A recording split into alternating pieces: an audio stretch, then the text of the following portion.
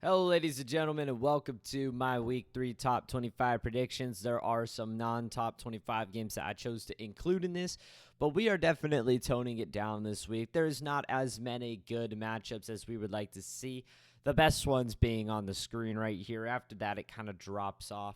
Really, a lot of those good matches actually lie in some of the unranked matchups that are just really well matched teams.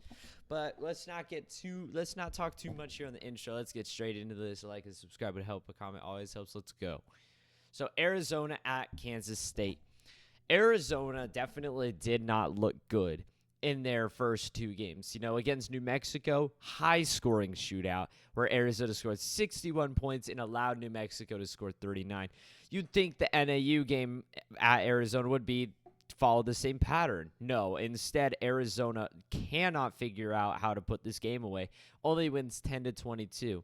So on one game they are all offense, no defense. In another game they're all defense, no offense. And to be honest, throwing an interception against NAU is just bad football. Now they did have almost double the yards as NAU, but still just failing to find points in against a team like NAU is not good. Kansas State, on the other hand, is 2-0, ranked at number 14. They struggled in the first half against their team, UT Martin, and a little bit into the second half, but they managed to put them away, as well as they just hit the road and had a very impressive win against Tulane. So now you have Kansas State hosting Arizona. Not only are they hosting Arizona, but it's a night game at Kansas State. That is just trouble brewing. Now, I still am going to call it close. I think it's going to be closer than we like it to be, but there is also a lot of potential for Kansas State to absolutely rip this U of A team apart. The only reason why I'm not saying Kansas State is going to absolutely destroy this team is because Avery Johnson has been kind of questionable, for me at least. He hasn't been performing like at an S tier. I mean, of course, you don't expect him to perform at an S tier, but he hasn't really been performing at an A tier or a B tier quarterback. Like, he's supposed to be dual threat. He was sort of dual threat against Tulane, but not as much as you'd like to see. And then against UT Martin, dude had an interception against them. And really, he was mainly just like his dual threat is very limited sometimes. He's not running the ball as much, which maybe we'll see a lot more of that against a weak Arizona defense. And he can throw the ball, but he does seem to have a tiny, weeny interception problem. Now, it's nothing near as much as some other quarterbacks are having, but it's definitely, an interception against UT Martin and an interception against Tulane.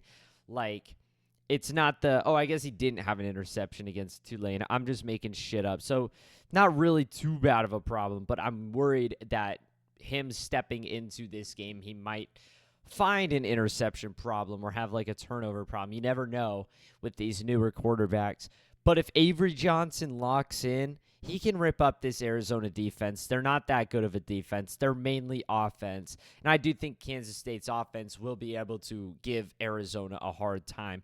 The only reason I have this game being a closer scoring game is because of Kansas State potentially turning the ball over. But be prepared. Kansas State could absolutely destroy Arizona. They could rip them apart.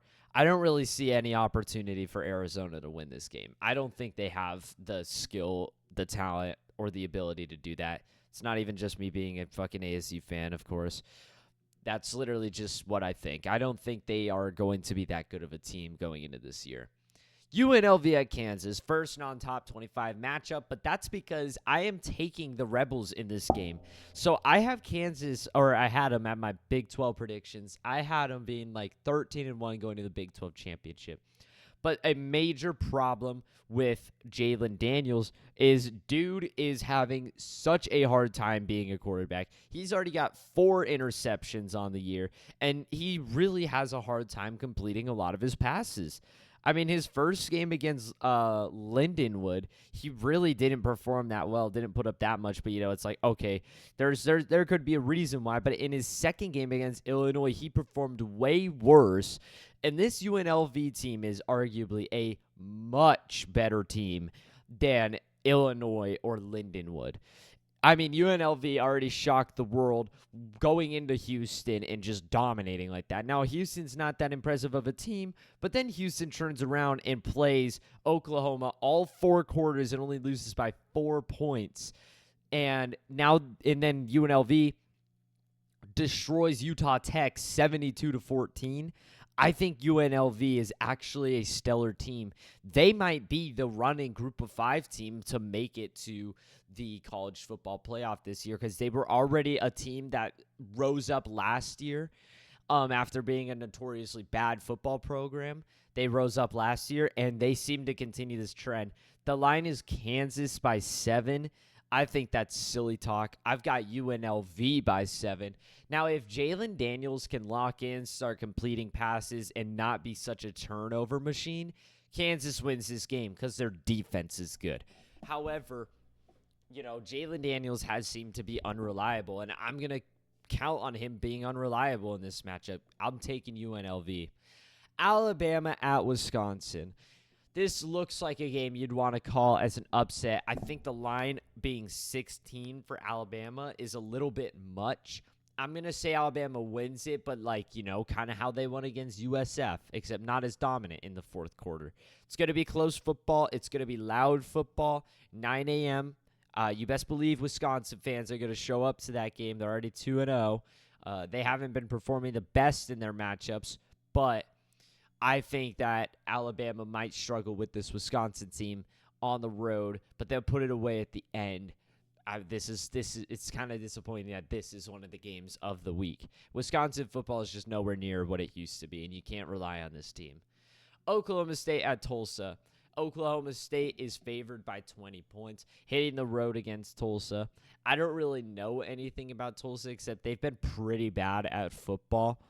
They just lost to Arkansas State on the road, but I'm gonna say Oklahoma State's gonna struggle in this one. I'm not gonna take them lightly, because mainly, what did we learn from last week? Not just because they're a random team that you don't know anything about that typically is bad at football, that does not mean they won't show up, especially in their home stadium. That does not mean they won't show up. I do think Oklahoma State's gonna win, but I think Tulsa's gonna play them tough. But I'm still going to take Oklahoma State, not covering the spread, though. LSU at South Carolina. Major upset potential in this game. South Carolina looked really bad in their first game against Old Dominion before they turned it around and absolutely slaughtered Kentucky on the road. Kentucky was receiving votes to be ranked. I think they were one of the last teams. But their quarterback for Kentucky, wow, I just want to talk about this for a second. He was 3 for 10, 30 yards, 1 interception. That's hideous. That is awful, dude. What a terrible performance by the Kentucky quarterback. Who did Kentucky beat in their first week? They beat Southern Miss. But whatever, we're not talking about Kentucky. The South Carolina quarterback wears glasses. That's pretty interesting. I don't know if he wears those in the game, but he's got them in his picture. That's kind of funny. I have never seen that before. He went 10 for 14, 166 yards, 2 touchdowns, and an interception.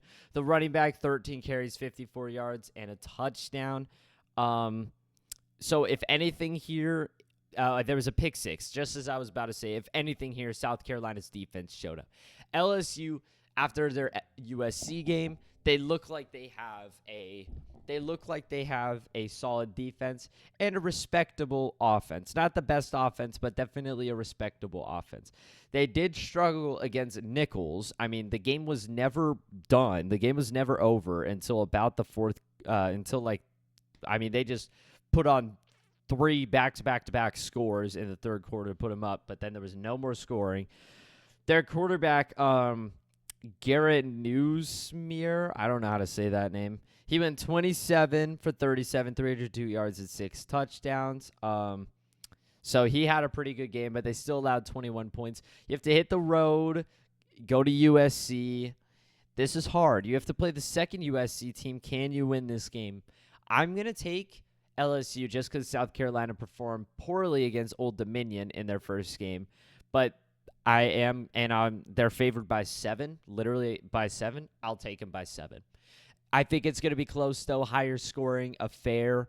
because both these teams seem to have all right offenses. It could be lower scoring though, but I think this one might there might just be a lot of grit and firepower in this game, and a lot of passion that will lead to big plays. I think this one is still going to go in LSU's favor though.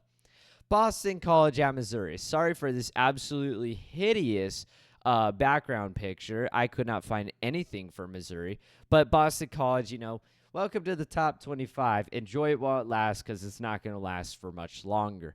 Boston College is going to get annihilated by Missouri. Missouri's only favored by 17, which is disrespectful. Missouri is taking care of business left and right, as they should. Boston College is only ranked because they're just feeding off of the fraudulent Florida State ranking and then a dominant win against DuQuoin. They're not going to win on the road at Missouri. It's just not going to happen. If it does, that would be insane. Boston College would literally be in the top damn 10, but and I'd absolutely love to see that. But if you would have told me like a year ago or two that Boston College versus Missouri was going to be one of the only top 25 matchups being played, I'd have called you crazy. These teams are not like these high-tier prestigious football teams. I mean, Missouri at number 6 is kind of ridiculous. Like, seriously. They have not been that good of a football program for a while. Now they're number 6, but whatever. I think Boston College is going to get clobbered. Oregon at Oregon State. Oregon just continues to they just continue to disappoint. Oregon State hit the road and shut out San Diego State, which that actually looks like a pretty decent win for me. San Diego State is known about their defense, if anything, but still shutting them out in their home stadium is pretty good. They also have a solid win against Idaho State. Oregon has been struggling to put away any sort of team, and they've had their home field advantage in both of those games. Now they have to hit the road and play in a rivalry matchup. I so want to pick Oregon State in this. I'm not going to. Oregon's favored by 16.5, but I think Oregon State definitely stands a chance at beating Oregon. Now, this is just one of those games. It's going to be like Idaho. It's going to be like Boise State. It's going to be like NIU versus Notre Dame. It's going to have a lot of passion going into this game. This is what they're waiting for. You do not blink twice at Oregon State in this game. Watch this game. If Oregon dominates, Oregon is in a good spot, but I don't think they will. Tulane at Oklahoma. So if you know a little thing about me, so I just realized this is not Tulane in the background. This is Kansas State. Yikes. That's a big oopsie. That's supposed to be Tulane in the background. Because if you know anything about me, I put the winning team in the background. Normally. Sometimes I try to trick people, but I put the winning team in the background. So pretend that this is Tulane. That's because I've got Tulane beating Oklahoma on the road. Tulane impressed me. Tulane impressed me with their well-fought game against Kansas State. That was literally a penalty away from going to overtime. Oklahoma, ranked at 15, they could not put away a hideous Houston team. Literally just a pathetic game. Just an awful, pathetic game. Scoring a touchdown in the first drive of the game, scoring a touchdown in the second quarter, and then their only other points were team safety in the fourth quarter with 2 minutes left. The Oklahoma quarterback did not look good. Jackson Arnold did not look good. He was 19 for 32, 174 yards, 2 touchdowns, but an interception. The Houston quarterback played so much better than the Oklahoma quarterback. He was 24 for 28, 260 yards, a touchdown, and a pick. It was the running game that got shut down on both ends of the ball. And really, Oklahoma probably should have lost this game. Houston had 70 more yards of offense. They just had 1 more turnover and a bit more, and 3 extra yards of penalties, over 8 penalties though versus Oklahoma's 5. This really probably should have been Houston's ball game. This actually probably should have been their win.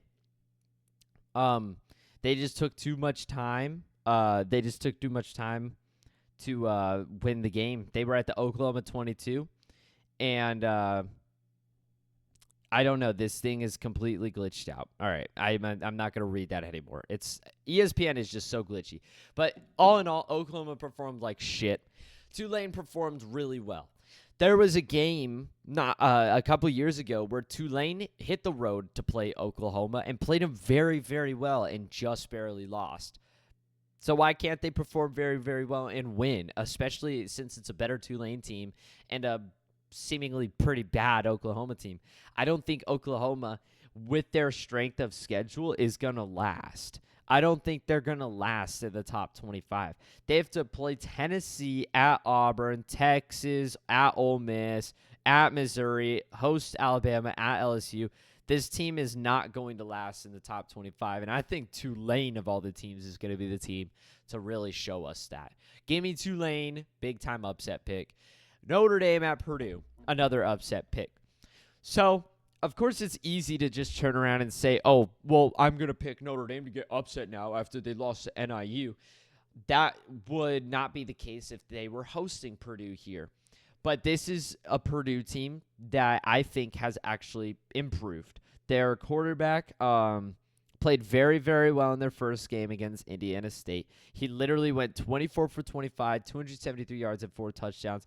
Even though it was against it was against Indiana State, not a good football team.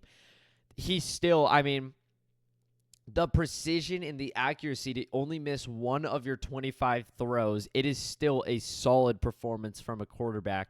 Notre Dame proved that they struggle against the teams, against the underdogs. This head coach is growing notorious for it. It's at Purdue.